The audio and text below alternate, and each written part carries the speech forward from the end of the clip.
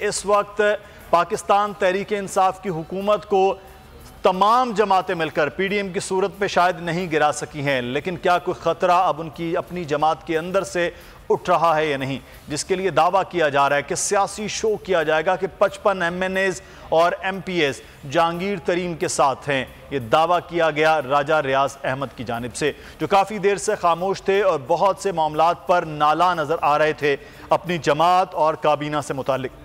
लेकिन अब जब जहांगीर तरीन और उनकी फैमिली पर मुकदमात हुए हैं, JDW पर मुकदमात हुए हैं और उसके बाद खुलकर सामने भी वो आ रहे हैं, गिले शिकवे किए गए जहांगीर तरीन की जानिब से, लेकिन ये कहा गया कि वो अभी पाकिस्तान तहरीक इंसाफ में है, पाकिस्तान तहरीक इंसाफ से वो इंसाफ मांग रहे हैं।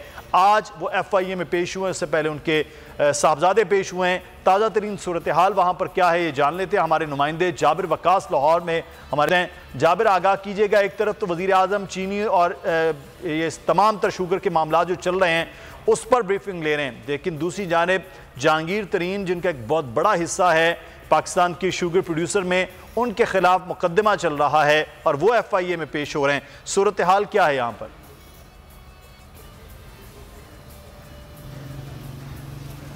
जी मुदस्सिर, अगर इस बात को थोड़ा सा हटकर देखें तो इनका जो तरीन फैमिली का जो केस है वो मालियाती स्कैंडल है, जिसमें ख़ास तौर पर जो इनकी जो कंपनीज़ है उनकी एक दूसरे को जो ख़रीदारी है वो, और उसके बाद उसी कंपनी के ज़रिए जो शुगर मिल्स जो इससे इन कंपनी से अटैच थी उनमें जो ख़रीदारी हुई, उसके ज़रिए जो फ़ायदा पहुंचाया गया अपने शेयर होल्डर्स को, जो कि उनकी अपनी फैमिली के पास शेयर होल्डर थे, तो उसमें जो फ़ायदा पहुंचाया गया उसके ऊपर जो है वह ज़रा तहकीकात हो रही हैं। और इनकी तहकीकात होने की वजह भी यही है कि इनकी जो शुगर मिल्स हैं तरीन फैमिली की, उसमें पब्लिक ज़्यादा जो है वो शेयर होल्डर है और पब्लिक इंटरेस्ट होने की वजह से FIA ज़्यादा एक्टिव दिखाई देती है इन शुगर मिल्स के ख़िलाफ़।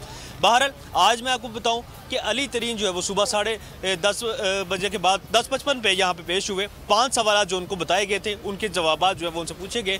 5 रुकनी टीम थी जिनके सरबराही जो है वो डायरेक्टर रिजवान कर, और अभी जो है वो जहांगीर तरीन जो है वो तकरीबन पौना से 1 घंटा हो चुका है, वो अंदर जा चुके हैं और अभी भी उनसे जो है वो तहकीकात चल रही हैं। उनको 2 केसों में तलब किया गया है और उनकी कंपनी के जो सेक्रेटरी मकसूद मली हैं वो भी उनके हमरा हैं। उनसे उनके दामाद की बंद हुई फरूकी पल्प मिल के साथ जो फ्रॉड ट्रांजैक्शन है उसकी तहकीकात हो रही हैं। 3 अरब 15 करोड़ रुपए में जो है वो फरूकी पल्स के जो अकाउंट्स थे उसमें भिजवाए गए जहांगीर तरीन की अपनी कंपनी की तरफ से। मिल जो है वो 2009 से बंद थी, उसके बावजूद भी उस मिल की जो वहाँ के जो अकाउंट्स थे उनमें जो है वो पैसे भिजवाए गए। इसके अलावा दूसरी FIR में जहांगीर तरीन से उनके बेटे अली तरीन की कंपनी JK फार्मिंग जिसका नाम है, उनकी ख़रीदारी से मुतालिक पूछा जाएगा। जहांगीर तरीन ने अली तरीन की कंपनी 4 अरब 35 करोड़ में ख़रीदी।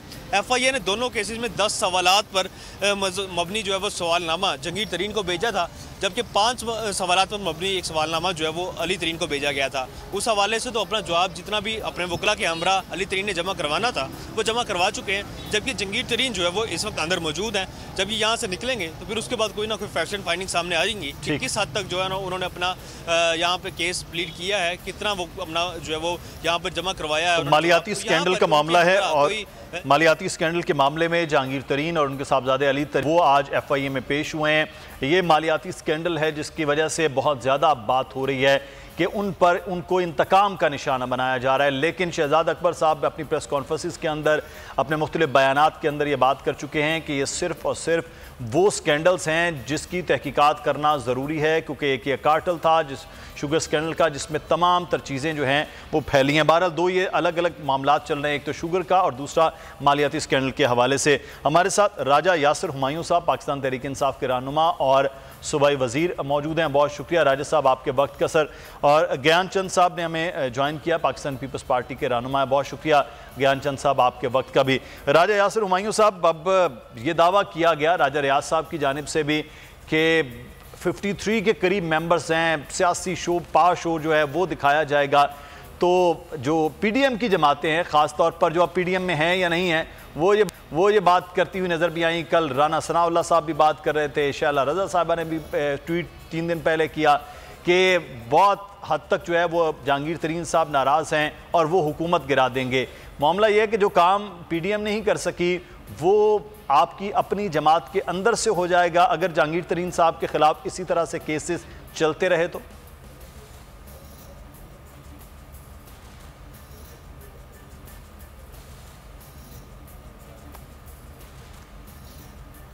राजा यासिर हुमायूं साहब सुन। जी सॉरी, आपकी आवाज बंद होगी। तो देखें, आपने जो क्वेश्चन किया उसमें बड़ी क्लैरिटी है पीटीआई में कि अगर सिर्फ हुकूमत में रहना मकसद होता और 5 साल गुजारने मकसद होता, या इमरान खान साहब का सिर्फ प्राइम मिनिस्टर बनना मकसद होता, तो और भी बहुत जगह पे कॉम्प्रोमाइज़ किया जा सकता था और बहुत सुकून से हम 5 साल गुजार भी सकते थे। लेकिन जो हमारा प्राइम मिनिस्टर साहब जब से पॉलिटिक्स में आए हैं तो यही बात करते आए हैं कि करप्शन को किसी भी सूरत में वो बर्दाश्त नहीं करेंगे और इसी के खिलाफ जंग करने तो उन्होंने पीटीआई बनाई थी। अब उसमें अगर हम ये नहीं देखेंगे कि कोई कौन जी, उसमें ऑब्वियसली हम ये नहीं देखेंगे कि कौन हमारा दोस्त है कौन हमारा दुश्मन है, अक्रॉस द बोर्ड होनी जरूरी है। जहांगीर तरीन साहब अगर तो उनकी कोई इन्वॉल्वमेंट नहीं है और उनको ट्रैप किया जा रहा है, तो अगर राजा रियाज साहब उन लोगों के नाम सामने ले आए या एक्चुअली उस ट्रैप की कोई डिटेल सामने ले आए तो शायद आसानी हो जाएगी प्राइम मिनिस्टर साहब को भी समझने में कि कौन ट्रैप कर रहा है। ये एक ऐसे हवा में बात कर देने से तो नहीं कहा जा सकता कि जी ये कोई ट्रैप है। अदरवाइज जो इल्जामात उन पे लगाए गए हैं उनके जवाब दें, और अगर वो क्लियर होते हैं तो किसी किस्म की पीटीआई की या पार्टी की उनसे कोई लड़ाई तो है नहीं, पार्टी के वो मेंबर है। जहाँ तक इंतकाम की वो बात कर रहे हैं तो इंतकाम तो शायद किसी मुखालिफ से लिया जाता है। इनसे किस चीज़ का इंतकाम लेना है प्राइम मिनिस्टर साहब ने? इन्होंने तो पीटीआई के साथ अच्छा ही किया है जब किया है, तो ऐसी तो कोई बात ही नहीं है। बड़ी लॉजिकल सी बात कर रहे हैं वो। सही है सर, ये तो बड़ी एक लॉजिकल है कि सब लोगों के खिलाफ अक्रॉस द बॉर्डर मामलात होने चाहिए कि जो आपकी पार्टी में है जो मुखालिफ पार्टी में सबके खिलाफ, ये अपोजिशन ये बात करती आई है।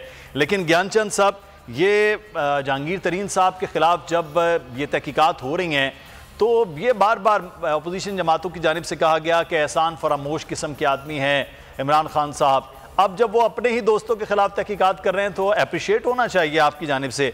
लेकिन अब अपोजिशन तो ये उम्मीद लगा के बैठी है कि जहांगीर तरीन साहब शायद अपोजिशन की किसी जमात में शामिल हो जाएं। शैला रज़ा साहिबा ने तो दावा भी कर दिया कि पीपल्स पार्टी में उनकी शमूलियत हो सकती है। मखदूम अहमद महमूद साहब जो जहांगीर तरीन साहब के रिश्तेदार और बड़े करीबी हैं वो आ जाएंगे।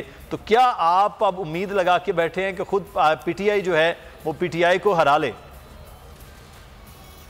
देखिए, पीपल्स पार्टी का तो हमेशा मौक़िफ़ रहा है कि transparent accountability across the board होनी चाहिए। उसमें पीपल्स पार्टी का भी कोई है तो उसकी होनी चाहिए।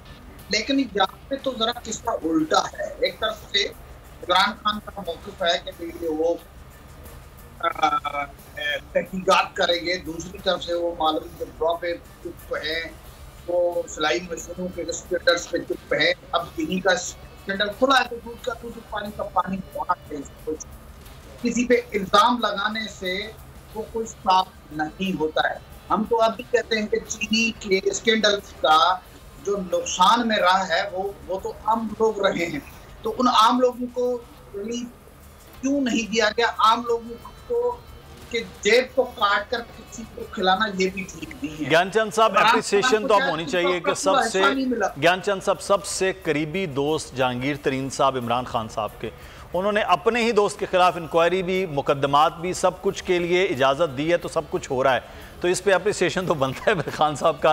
आप कहते थे अपने दोस्तों को पूछते नहीं, JDW को पूछते नहीं, मालम जब्बा को पूछते नहीं। अब एक सिरे से जब काम शुरू हुआ है, पहले होता रहा है, पहले भी यही मामलात हुए सब्तान खान साहब के हवाले से, पहले भी अलीम खान साहब के हवाले से चीज़ें हुई, तो अब जहांगीर तरीन खान के खिलाफ हो रहे हैं, तो कहीं ना कहीं से तो शुरू कर लिया उन्होंने अपनों के खिलाफ। मैं कहाँ कह रहा हूँ कि अगर वो वाकई कर रहे हैं, कोई ड्रामा नहीं कर रहे हैं, वाकई तहकीकात कर रहे हैं और ट्रांसपेरेंट तहकीकात करते हैं तो होनी चाहिए। और इसमें कोई बात नहीं है। इमरान खान ने वायदा किया था, कम से कम ये वायदा तो पूरा करते चले। बाकी जो इनके साथ वजीर बनाए बैठे हुए हैं तो उनको वजारत से तो खारिज करें। एक दिन किसी को खारिज करके दूसरे दिन रख देते हैं। तो इस किस्म की सूरत हाल में इमरान खान की एप्रिसिएशन बनती नहीं है कि भाई आपकी किसी से बनती है तो वो ठीक है, अगर नहीं बनती है तो उसके खिलाफ तहकीकात। जहांगीर तरीन ने कहीं पे इनका कोई कौन सा इख्तिलाफ हुआ है तब ना, तब जाकर उसके खिलाफ तहकीकात शुरू हुई है। हमारे डिफेंस मिनिस्टर जो एक्स चीफ मिनिस्टर उन पे इल्जाम आते हैं, उनको तो फारिग करें। तो इस किस्म के लोग जो है आप बिठाकर स्कैंडल में, वो खुसरो बख्तियार भी आजकल गुम है लेकिन उनका भी नाम आता है, उनके खिलाफ तो करें। अपोजिशन के लोगों पे जब भी इल्जाम लगता है तो सबसे पहले आप उनको जेल में करेंगे। आज अगर आप अपने साथियों को लिए रियायत क्यों है? तो मैं तो ये कह रहा हूं कि किसी के साथ भी नाइंसाफी नहीं हो, किसी के साथ नहीं होनी चाहिए, लेकिन इंसाफ के तकाजे भी बहरहाल पूरे होने चाहिए। सब्सक्राइब करें और बेल दबाएं ताकि कोई खबर रह न जाए।